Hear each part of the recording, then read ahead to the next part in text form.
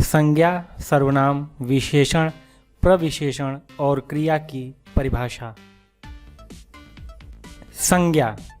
जब हम संज्ञा की बात करेंगे तो यहाँ पर ध्यान देने वाली चीज़ है किसी का नाम। नाम को ही हम संज्ञा कहते हैं। परिभाषा में देख लेते हैं। किसी व्यक्ति, वस्तु, स्थान व भाव के नाम को संज्ञा कहते हैं। जैसे किसी व्यक्ति का नाम। व्यक्ति में कोई लड़का हो सकता है, लड़की हो सकती है, कोई आदमी हो सकता है, कोई औरत हो सकती है। उसके नाम को हम संज्ञा कहेंगे। जैसे कि सुमित, माइकल, सानिया, गुरप्रीत। ऐसे ही किसी वस्तु का नाम, किसी चीज़, किसी वस्तु के नाम को भी हम संज्ञा कहेंगे। जैसे कि कुर्सी, किताब, गुलाब, साइकिल और भी कोई चीज़। इसी प्रकार स्थान का नाम, मतलब किसी जगह का नाम होगा, वो भी संज्ञा कहलाएगा। जैसे कि लखनऊ, कंपनी बाग, भारत, लाल किला। और ऐसे ही भाव का नाम, ये नाम भी संज्ञा के अंतर्गत आएंगे। जैसे कि बुढ़ापा, मिठास, गुस्सा, वीरता इत्यादि। सर्वनाम। सर्वनाम से पहले हमने जिस परिभाषा के बारे में जाना वो थी संज्ञा। और अगर हमने संज्ञा की परिभाषा को सीख लिया है तो इसी के आधार पर हम सर्वनाम की परिभाषा भी अच्छे से समझ सकते हैं। तो सर्वनाम की परिभाषा में मुख्य जो शब्द हमें याद रखना है वो है संज्ञा। देख लेते हैं सर्वनाम की परिभाषा। ऐसे शब्द जो संज्ञा के स्थान पर प्रयोग किए जाते हैं उन्हें सर्वनाम कहते हैं। अभी हमने संज्ञा की परिभाषा में जाना था कि संज्ञा कहते हैं नामों को। तो जब हम नाम को न लिखकर उसकी जगह पर किसी अन्य शब्द को प्रयोग करते हैं तब वो शब्द सर्वनाम कहलाता है। जैसे मैं, तुम, हम, आप, यह, वह, इसने, उसने, इनके, उनके, मैंने, आपने, हमने, तुमने, मेरा, तुम्हारा, हमारा, अपना, इसका, उसका, तुमको, मुझको, इसे, उसे, इसको, उसको। उदाहरण में हम देख लेते हैं। इसमें जो पहला उदाहरण हमने लिखा हुआ है 3 वाक्य हैं और सभी वाक्यों में संज्ञा का प्रयोग किया गया है, मतलब किसी के नाम को प्रयोग किया गया है। जैसे कि सुमित कक्षा 1 में पढ़ता है। फिर अगले वाक्य में भी हमने सुमित के बारे में ही बताया, तो इसको बताने के लिए फिर से हमने संज्ञा यानी उसके नाम को ही प्रयोग किया। सुमित मेरा दोस्त है। फिर अगले वाक्य में हमें फिर से इसी सुमित के बारे में बताना था, तो हमने फिर से संज्ञा का प्रयोग किया। सुमित को सेब खाना पसंद है। अब यहाँ पर हम जितनी बार सुमित के बारे में बताएंगे तो हर बार हम सुमित के नाम को अगर प्रयोग करेंगे तो देखने में ये वाक्य थोड़े भद्दे लगेंगे। तो ऐसे में हम हर बार नाम को प्रयोग न करके इस नाम की जगह पर जो शब्द प्रयोग करते हैं उस प्रयोग किए गए शब्द को ही सर्वनाम कहते हैं। सर्वनाम को प्रयोग करने से जब हम कुछ लिखते हैं या इस बात को जब किसी से बोलते हैं तो उससे क्या होता है कि वाक्यों की सुंदरता बढ़ जाती है। इसे हम नीचे के उदाहरण में देखेंगे। यहाँ पर हमने तीनों वाक्य में सुमित के बारे में ही बताया है, लेकिन हर बार हमने नाम का प्रयोग नहीं किया। पहले वाक्य में हमने नाम को प्रयोग किया है, सुमित कक्षा 1 में पढ़ता है। अब इसके बाद में अगले वाक्य में हमने सुमित के बारे में ही बताया, लेकिन वहाँ पर हमने दोबारा से नाम को प्रयोग नहीं किया, क्योंकि एक बार हम सुमित नाम को प्रयोग कर चुके हैं। तो दोबारा से हमने इसी से संबंधित एक अन्य शब्द का प्रयोग किया, वह मेरा दोस्त है। तो ये वह शब्द सुमित के लिए ही है। और इसी प्रकार अगले वाक्य में उसको सेब खाना पसंद है। यहाँ पर उसको शब्द भी सुमित के लिए ही प्रयोग किया गया है। तो आगे के इन दोनों वाक्यों में सुमित यानी संज्ञा के बजाय हमने ऐसे कुछ शब्दों का प्रयोग किया है जो इस संज्ञा से ही संबंध रखते हैं। तो इस प्रकार प्रयोग किए गए शब्दों को ही हम सर्वनाम कहते हैं। विशेषण। अभी हमने दो परिभाषाओं के बारे में जाना, संज्ञा और सर्वनाम। अगर ये दोनों परिभाषाएं हमने सीख ली हैं तो इनके आधार पर हम विशेषण की परिभाषा को भी आसानी से समझ पाएंगे। विशेषण की परिभाषा में हमें ये दो नाम याद रखने हैं, संज्ञा और सर्वनाम, क्योंकि इनकी विशेषता बताने के लिए ही जो शब्द प्रयोग किए जाएंगे वो विशेषण कहलाएंगे।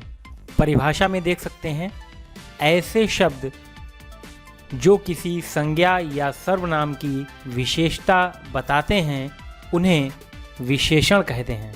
जैसे कि सुंदर, काली, मीठा, अच्छा। इनके उदाहरण देख लेते हैं। पहला वाक्य है, तुम्हारा बगीचा सुंदर है। यहाँ पर हमने किसी चीज़ की तारीफ की, उसकी विशेषता बताई।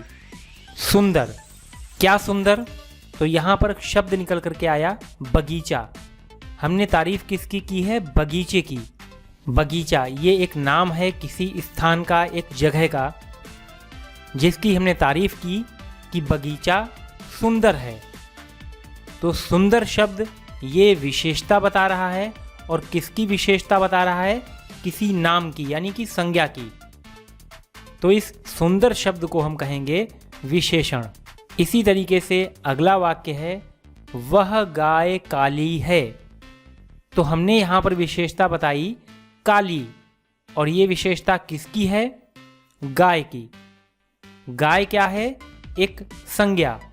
तो इस संज्ञा की विशेषता बताई गई, तो विशेषता बताने वाला जो शब्द है काली, ये विशेषण कहलाएगा। इसी प्रकार यह आम मीठा है। तो हमने यहाँ पर जो खासियत बताई है, जो विशेषता बताई है, वो है मीठा। और ये विशेषता किस चीज़ की बताई गई? आम। ये एक वस्तु का नाम है आम, जिसकी विशेषता बताई गई, यानी कि एक संज्ञा है जिसकी विशेषता हमने बताई मीठा। तो ये मीठा शब्द विशेषण कहलाएगा। और इसी तरीके से आखिरी वाक्य में है, महेश एक अच्छा लड़का है। तो यहाँ पर अच्छा शब्द प्रयोग किया गया है महेश के लिए। महेश ये किसी व्यक्ति का नाम है, मतलब संज्ञा है, और इसकी विशेषता हमने अच्छा शब्द के जरिए बताई। तो ये अच्छा शब्द विशेषण कहलाएगा।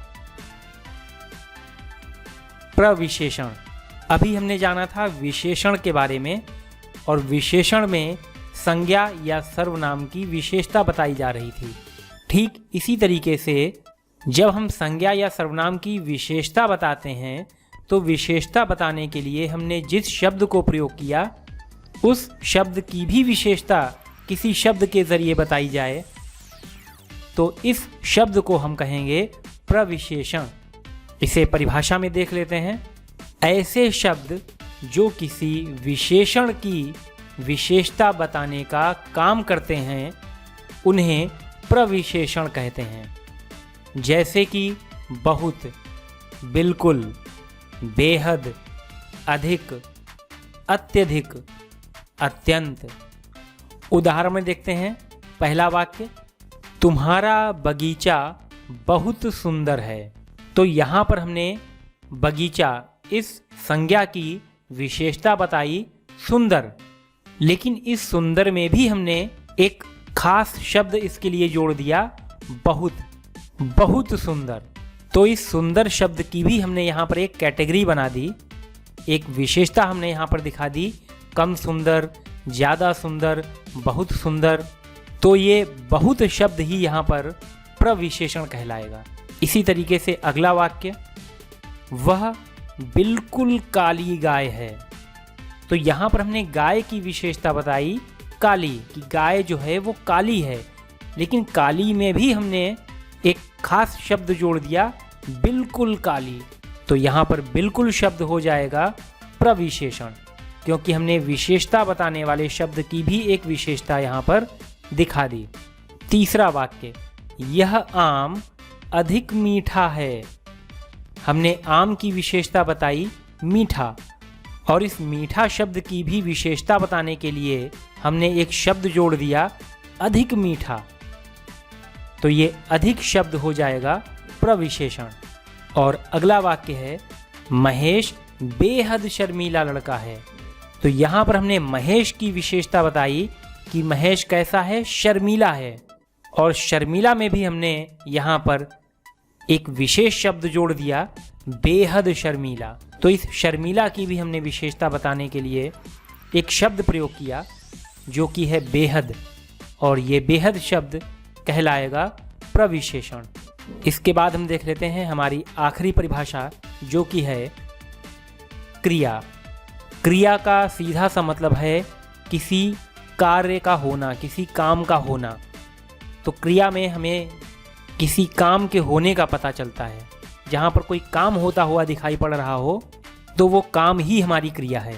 परिभाषा में देख लेते हैं, जिन शब्दों से किसी कार्य के होने या किसी संज्ञा व सर्वनाम द्वारा करने का बोध होता है उसे क्रिया कहते हैं।